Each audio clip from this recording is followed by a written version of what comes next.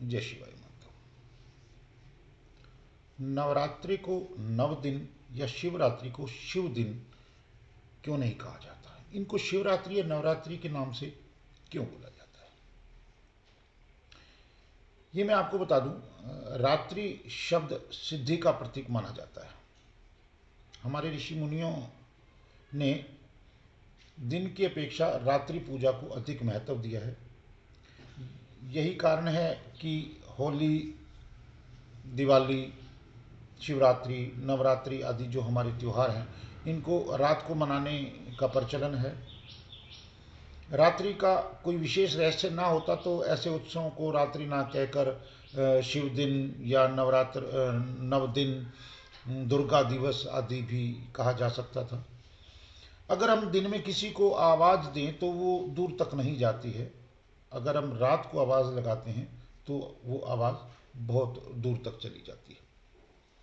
इसका एक कारण ध्वनि प्रदूषण भी है। इसके अलावा और भी कई वैज्ञानिक तथ्य हैं जिन पर मैं आपसे आज चर्चा करूंगा।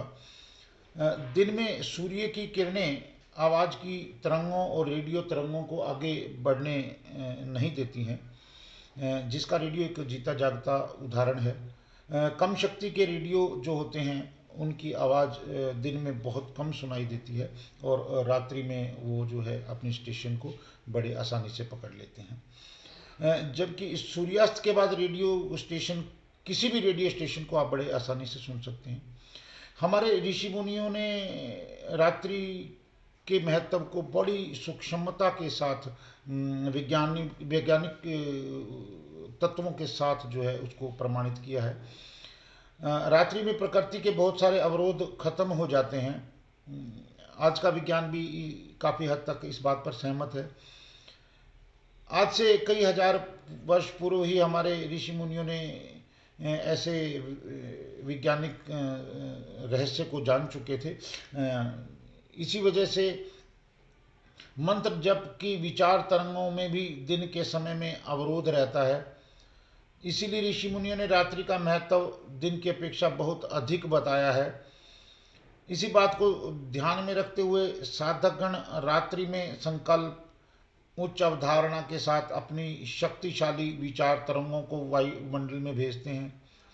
उनकी कार्य सिद्धि और मनोकामना सिद्धि उनके शुभ संकल्प के अनुसार, उचित समय और ठीक विधि के अनुसार करने पर अवश्य पूर्ण होती है। सामान्यतः दिन में ही पूजा पाठ शांत समय में नहीं हो पाती है और अक्सर लोग अपने पूजा पाठ जो है दिन में ही एक किस्म के निपटा लेते हैं, मतलब लेकिन उसको हम एकांत तत्व के रूप में अपने आराध्य से नहीं जोड़ पाते हैं। इसलिए हमारे प्राचीन ऋषि मुनियों ने भी जिसको 3 से 6 का समय दिया था पूजा पाठ के लिए प्रातःकाल, वो भी, उसका भी एक यही कारण है कि वो बड़ा शांति का समय होता है। तो इसी वैज्ञानिक सिद्धांत के आधार पर मंत्र जप की विचार तरंगों में भी दिन के समय में काफ़ी अवरोध होता है।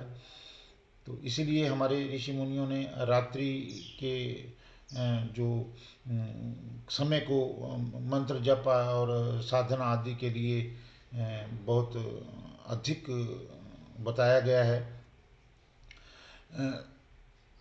जबकि एक साधक इस अवसर को पहचानता है कि ध्यान, मंत्र जप आदि के लिए रात्रि का समय भी ही बहुत अच्छा होता है। इसलिए दुर्गा के 9 दिनों को नव दिन ना कह करके नवरात्रि कहा जाता है, क्योंकि पहले जागरण जो है रात्रि में होते थे।